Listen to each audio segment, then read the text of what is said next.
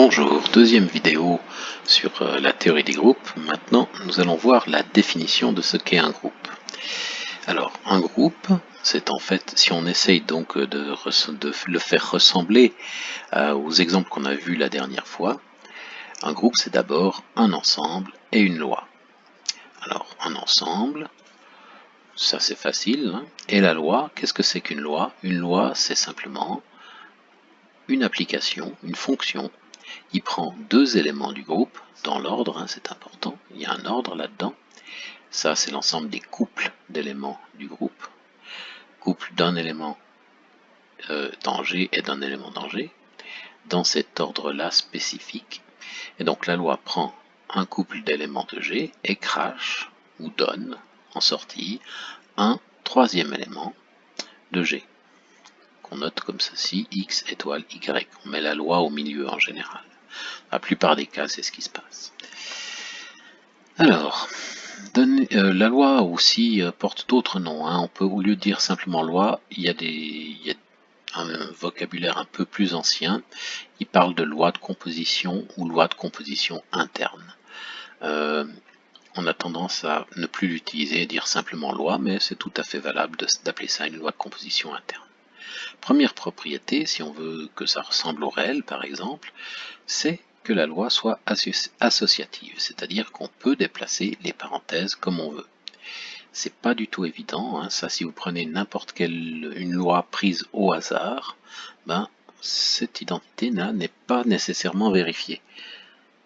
Par exemple, si vous prenez G qui est R, et puis l'étoile qui est la fonction qui a xy fait correspondre 2x plus y, par exemple, eh bien vous n'obtiendrez pas le même résultat à gauche qu'à droite. Deuxième propriété, la loi est unitaire, c'est-à-dire qu'il y a un élément qu'on appelle petit e, souvent on l'appelle petit e, qui est appelé élément neutre, et puis en fait c'est l'élément tel que, en l'appliquant à un autre élément, il ne fait rien du tout. Dire x étoile e, c'est e étoile x, c'est x. Il ne fait rien. Troisième propriété, c'est tout élément est inversible. C'est-à-dire, pour tout élément x, il y a un élément x', tel que x étoile x', c'est e, l'élément neutre. Et x' étoile x, c'est e aussi, c'est aussi l'élément neutre. Donc, il y a moyen en fait de défaire x. Si je multipliais par x, je pourrais diviser par x. C'est ça qu'on sous-entend. x', c'est en général appelé l'inverse de x. Maintenant, on avait très envie peut-être de dire, bon ben ça, on a peut-être très envie de dire aussi que le groupe était commutatif. En fait, la commutativité, c'est de dire que x étoile y, c'est y étoile x, c'est-à-dire qu'on peut échanger les rôles de x et de y. Si bien que dans un groupe commutatif, toutes nos formules pourraient être symétriques par rapport à x et y. Donc on parle dans ce cas d'un groupe commutatif ou abélien, et il faudra bien sûr renoncer dans le cas général à avoir un groupe commutatif. Il y a trop d'exemples intéressants avec des groupes non commutatifs, donc des groupes qui ne satisfont que les trois premières propriétés pour pouvoir se passer de la notion de groupe et imposer la commutativité. On n'impose pas la commutativité en général. Un petit peu de terminologie à présent, parce qu'il y a des petites subtilités dans certains cas.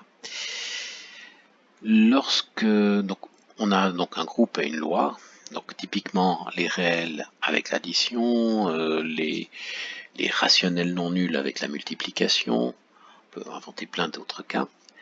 Et quand on écrit une loi comme étant une loi additive, c'est-à-dire qu'on utilise le symbole plus, on sous-entend les choses suivantes. L'élément neutre est noté 0.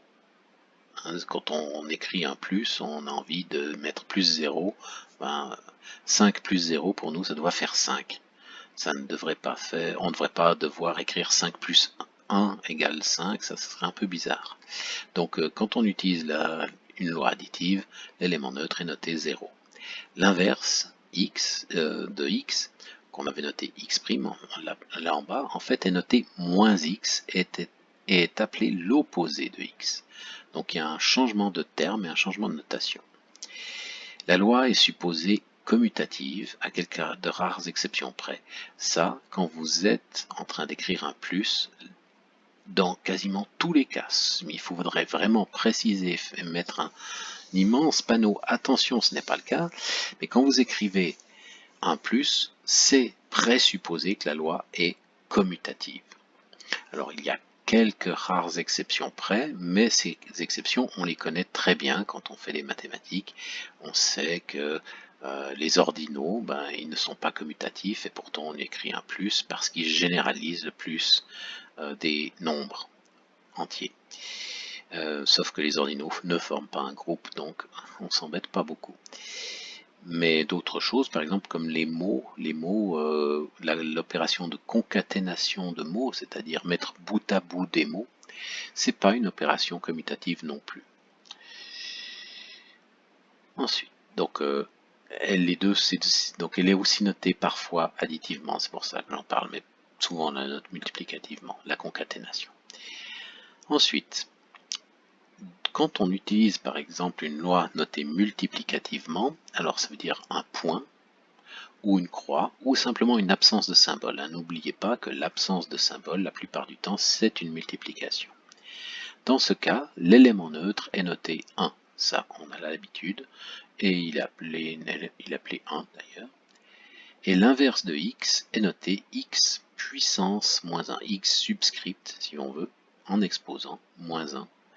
C'est une notation pour l'inverse. On pourrait aussi noter 1 sur x, remarquez, mais ça, c'est la notation consacrée x inverse. Et par contre, il s'appelle toujours inverse, donc il ne change pas de terminologie, il change juste de notation. Pour une loi qui est une composition, qui est notée comme une composition, donc c'est un rond en général, ou aussi parfois une absence de symbole. Il arrive aussi, on verra dans un exemple très prochainement, qu'il y a un cas extrêmement important de groupe où la loi est une composition, mais en fait on le note presque multiplicativement. Donc quand on a une composition, l'élément neutre est noté id, id pour identité. C'est l'application en fait qui ne fait rien, qui à x renvoie x.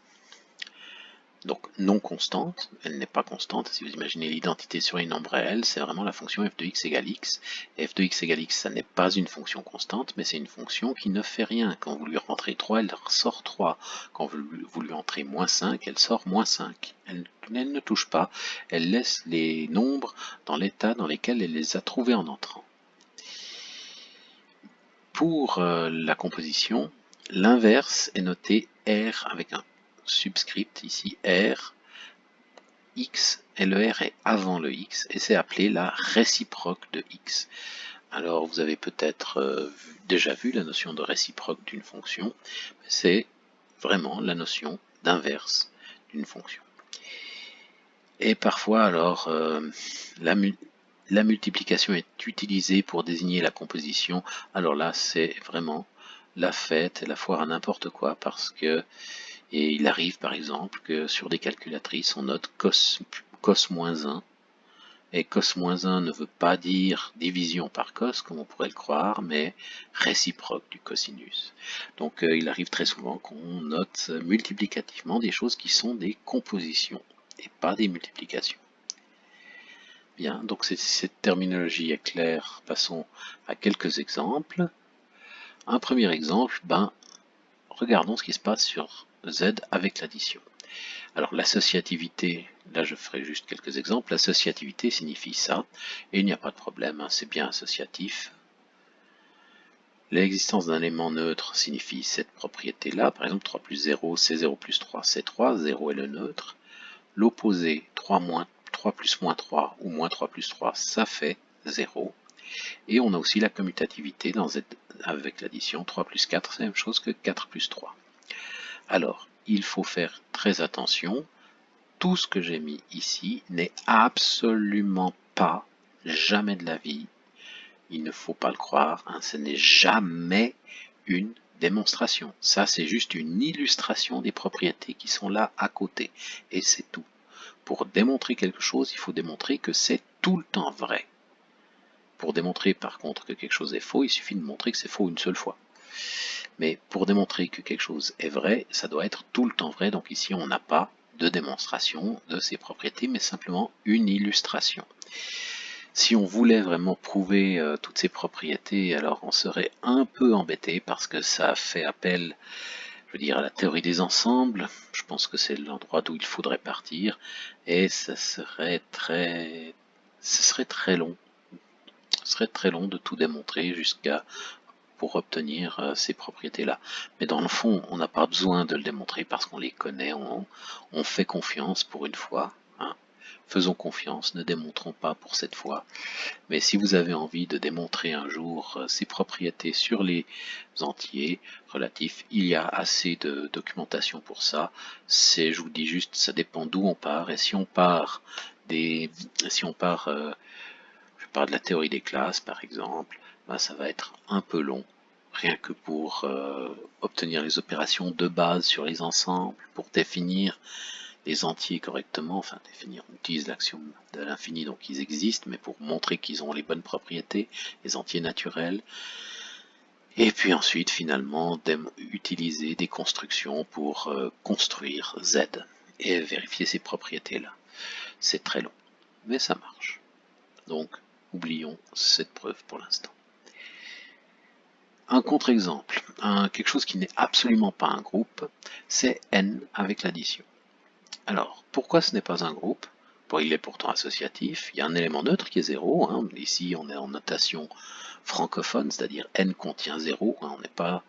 On n'est pas chez les anglo-saxons, donc il y a un élément neutre, il y a l'associativité, oui, mais il n'est pas inversible. Il est même commutatif, mais il n'est pas inversible. Par exemple, 3, moins 3, qui est l'opposé de 3, moins 3 n'est pas un entier naturel. Si n était un groupe, il devrait contenir moins 3. Donc c'est pas le cas, il n'y a pas d'opposé. Ce qui signifie que c'est un peu décevant. Alors qu'est-ce qui se passe? Bon, ça porte un nom, hein, quand quelque chose qui est associatif, unitaire et commutatif, c'est un monoïde.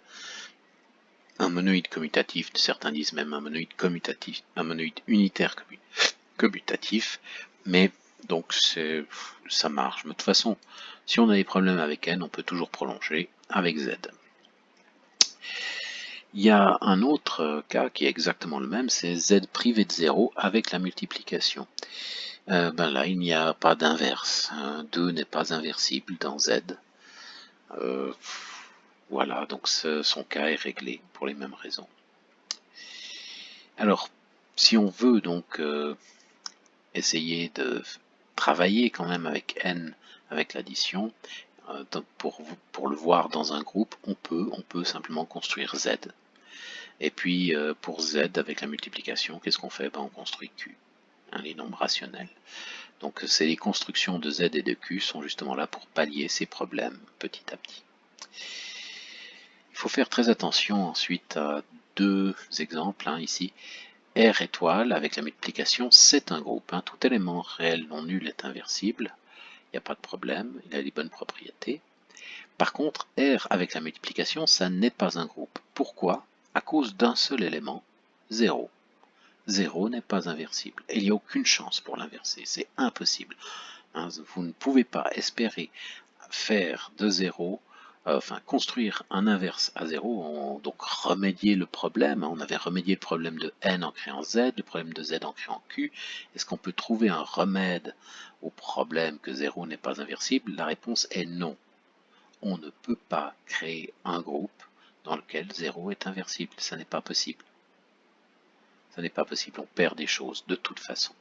Pourquoi? Parce que 0 est absorbant. Donc 0 fois 1 et 0 fois 2, c'est normalement 0.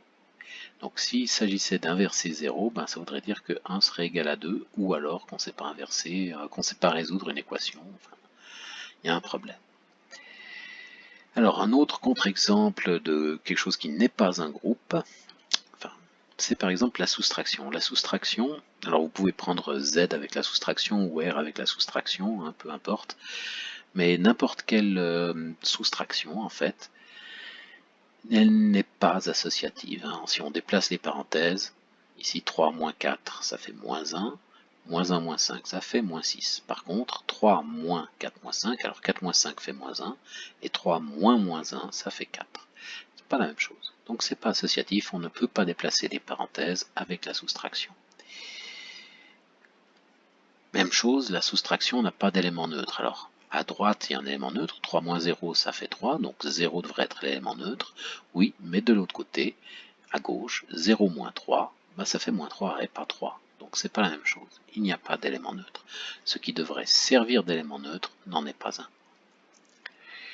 La soustraction n'est pas non plus commutative. 3 moins 4, c'est moins 1, et 4 moins 3, c'est 1. Donc pas de commutativité non plus. On pourrait se poser la question pour l'inversible, oui, mais comme il n'y a déjà pas d'élément neutre, si la soustraction est inversible, ben c'est la même, c'est les mêmes inverses que pour l'addition. Mais là, il n'y a même pas d'élément neutre pour la soustraction, donc c'est fini. Voilà, donc ici par contre, nous avons démontré que ce n'était pas associatif, que ce n'est pas un élément, qu'il n'y a pas d'élément neutre, qu'il n'y a pas de commutativité. Ça, ce sont des vraies preuves, parce qu'il suffit, pour montrer que quelque chose est faux, il suffit de prouver qu'il est faux une fois. Par contre, je répète, pour prouver que quelque chose est vrai, il faut montrer qu'il est vrai toujours. Voilà la différence entre les démonstrations de quelque chose est faux et démonstration que quelque chose est vrai. Il y a une sérieuse différence dans le niveau de difficulté. Voilà donc tous ces contre-exemples, tous ces exemples, contre-exemples et définitions. Et la prochaine fois, nous étudierons en priorité peut-être la sous-structure. Qu'est-ce que c'est qu'un sous-groupe? Je vous souhaite une bonne journée. À bientôt.